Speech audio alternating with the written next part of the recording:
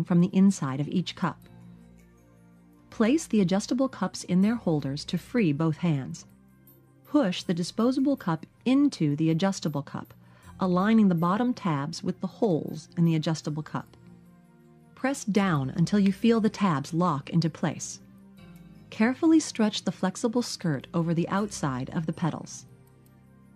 In order to avoid the disposable cup popping out during the halo cycle, take care not to stretch the flexible skirt any lower than the buttons on the outside of the petals.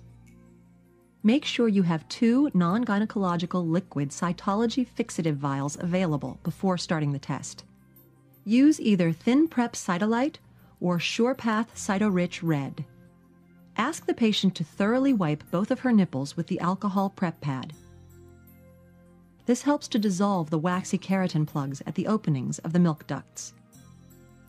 Next, place the fully open cup against the patient's breast with the nipple carefully centered in the target circle of the cup. If the nipple is placed outside the circle, the test may be painful or invalid. Turn the teal ring clockwise to fit the adjustable cup to the patient's breast. The petals will make small indentations in the breast surface when properly fitted.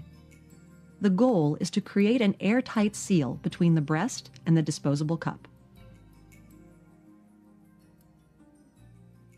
Ask the patient to hold the cup snugly to her breasts throughout the halo exam. Once both cups have been placed on the patient's breasts, press the black arrow button. The halo screen will prompt you to attach halo collection cups to breasts. Once an airtight seal is sensed by halo, the screen will say, "Ready. Press arrow to start." Press the black arrow button again to start the 5-minute halo cycle. Most patients find the test slightly uncomfortable, but not painful. To make the test as comfortable as possible, it's best to avoid having the test around the beginning of the menstrual cycle. Also, it's important to ask if the patient has recently breastfed. If so, she must wait 6 months after her last breastfeeding before having the halo. Please note that there's a red alarm standby key below the halo screen. Depress this in the event the patient needs to stop the test for any reason, and the cycle will immediately stop. Pointing out this button prior to starting the test will make sensitive patients more comfortable.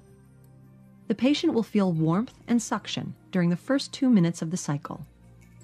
During the last 3 minutes of the cycle, indicated by the change from a green line to blue on the screen, the suction is increased slightly and massage is initiated. Patients may feel a bit more pressure or a pinching sensation during this part of the cycle. You may also notice a change in the sound of the machine. This is normal and simply means the test has entered the second phase of the cycle. Talking to the patient throughout the process can relieve anxiety and help her to relax. There are a variety of tools you can use to help facilitate discussion with the patient. The Halo Flip Chart is a quick reference guide with detailed facts about breast cancer. The Frequently Asked Questions sheet can answer a lot of questions she may have.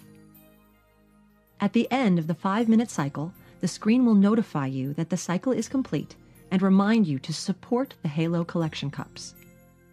Push the black arrow button to stop the suction. Remove the cups one at a time from each breast, being careful not to let the patient's gown brush the nipple, as the fluid sample may be adhered to the nipple. Closely examine each nipple and cup for fluid. NAF is viscous and easily differentiated from sweat or other moisture sources. About half of patients will produce fluid from one or both breasts, and half will not produce any fluid. Both are clinically relevant results. NAF can be a variety of colors, so it's important to discuss this with your patient so she's not alarmed. Sometimes there will even be blood in the fluid. This is not cause for alarm and is most often the result of dry, cracked, or chafed skin. If the patient does produce NAF, collect the fluid with one of the swabs provided with the disposable cups. Quickly swirl the swab in a non-GYN liquid cytology fixative vial. Exposure to air can cause the cells to degrade, so it's important to have the vial close at hand. Break off the swab handle where it's scored and leave it in the vial for transport to the lab. Use a separate swab and fixative vial for each breast. Label the vials L for left breast or R for right breast, along with the patient's information. Once the test is complete and any NAF specimens have been collected, press the black arrow button. Fluid will be pumped from adjustable cup pedals into the fluid reservoir, and the screen will prompt you to remove and discard the disposable cups. Allowing the fluid to remain in the adjustable cups between patients or overnight can cause the fluid cassette to expire prematurely.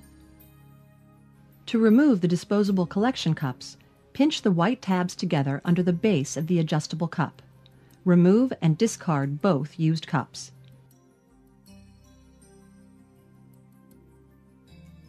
Press the black arrow button so the screen reads System Ready.